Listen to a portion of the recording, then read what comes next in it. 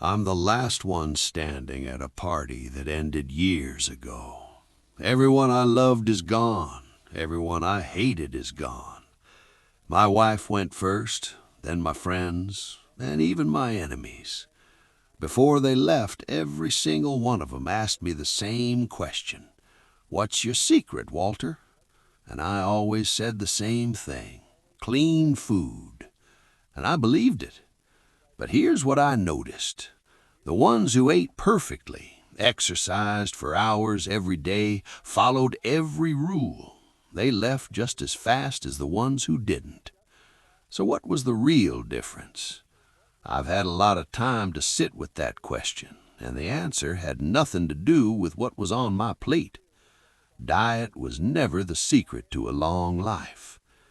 When I was your age, I thought eating right would fix everything.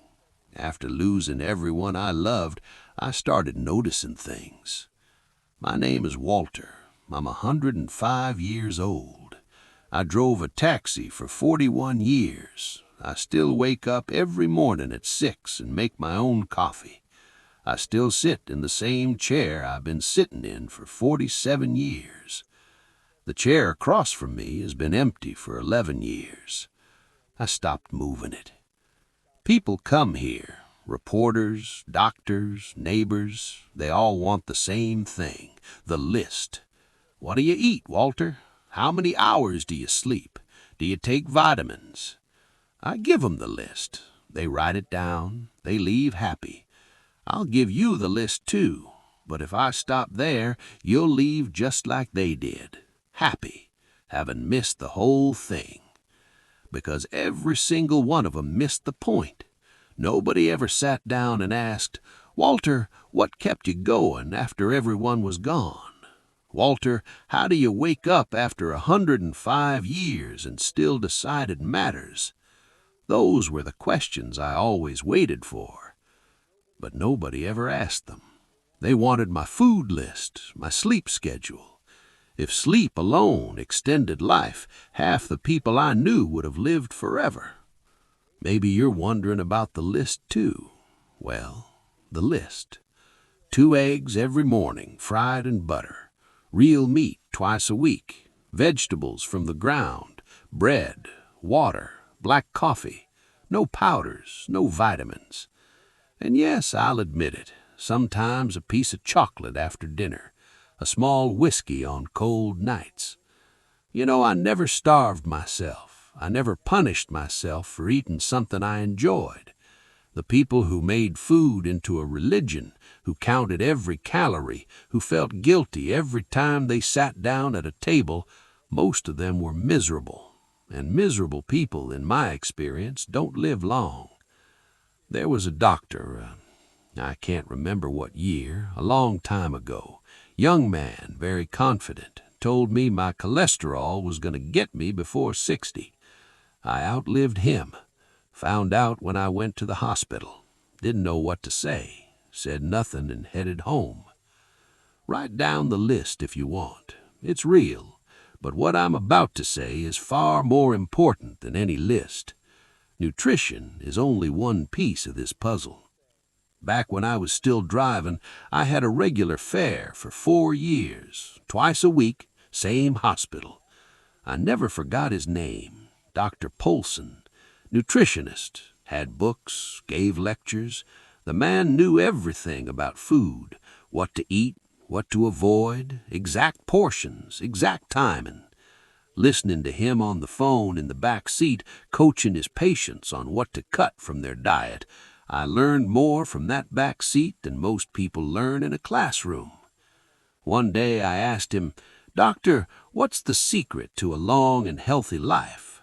He said, "Walter, eat clean, sleep well, avoid stress." I said, "Do you do all of those?"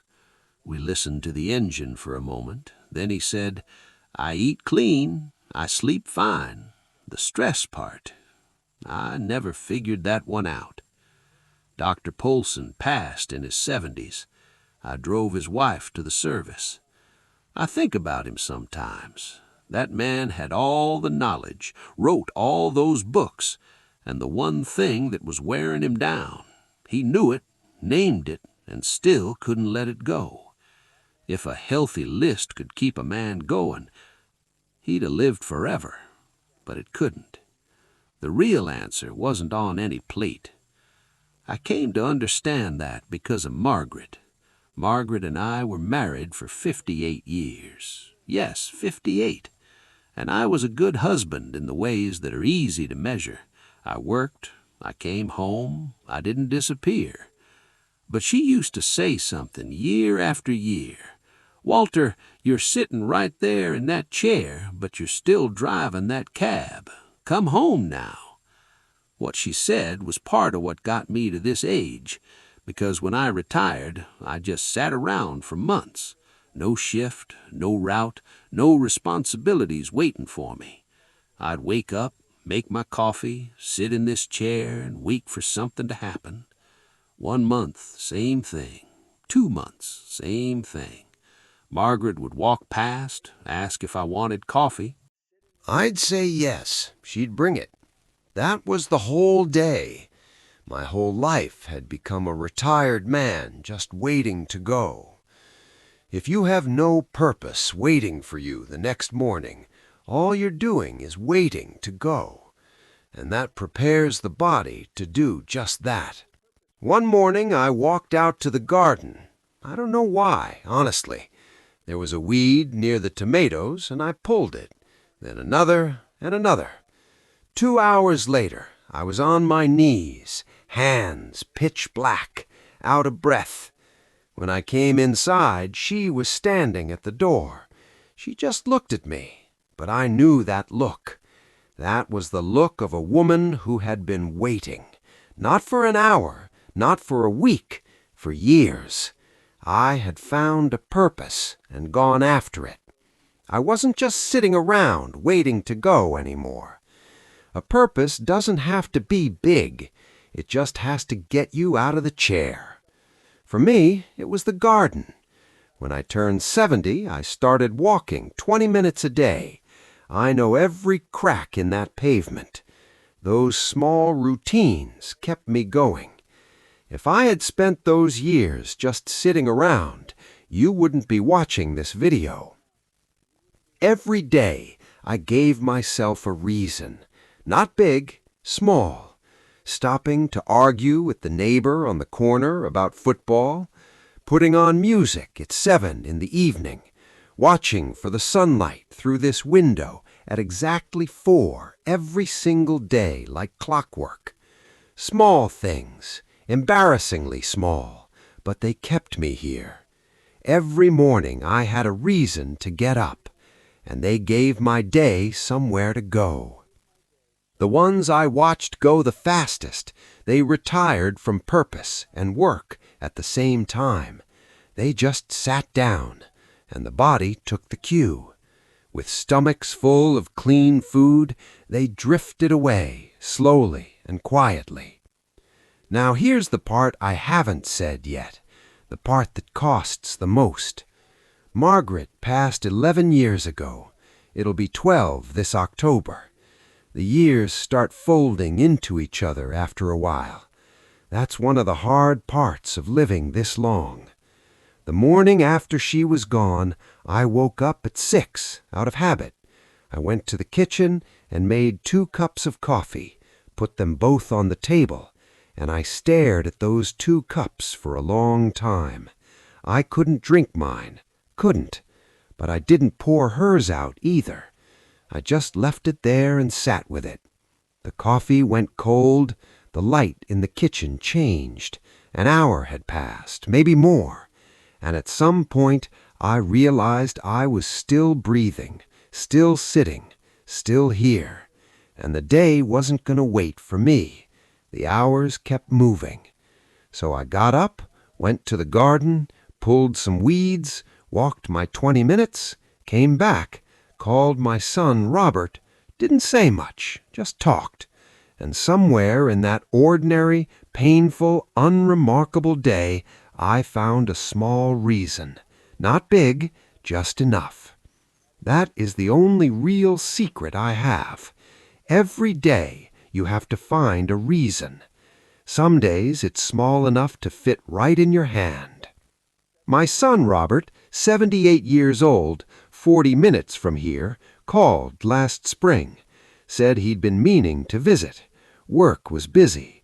He'd come when things slowed down. I said, "Robert, I am 105 years old. Come now, or you come when I'm gone. Your call." He came that Saturday. We sat on this porch for 6 hours. He told me things he'd been carrying for 30 years. I told him things I should have said when he was 40. He comes every 3 weeks now. Every 3 weeks. Having good people around you is not a luxury. It's part of how you stay alive. I know that now. And one more thing, because I'm too old to lie. Part of living long is luck. My father lived to 94. My grandmother lived past 90. The body I was born with had good bones. I could tell you it was all discipline and intention, but that would be a half-truth, and half-truths are for people who still have something to protect. My name is Walter. I'm 105 years old. This morning I woke up at 6, made my coffee, went out to the garden. Just a few minutes. I can't kneel like I used to. Watched the light come through. Put on a record, sat down in this chair, looked at the empty chair across from me, and said good morning to it the way I do every day. Eat real food, move every day, keep people close. Find something, anything, that makes the morning worth opening your eyes for. But more than any of that, stop just getting through your days. A man can make it to 105 and still have checked out early in all the years he spent waiting to arrive somewhere. The days are not in your way. The days are the whole thing.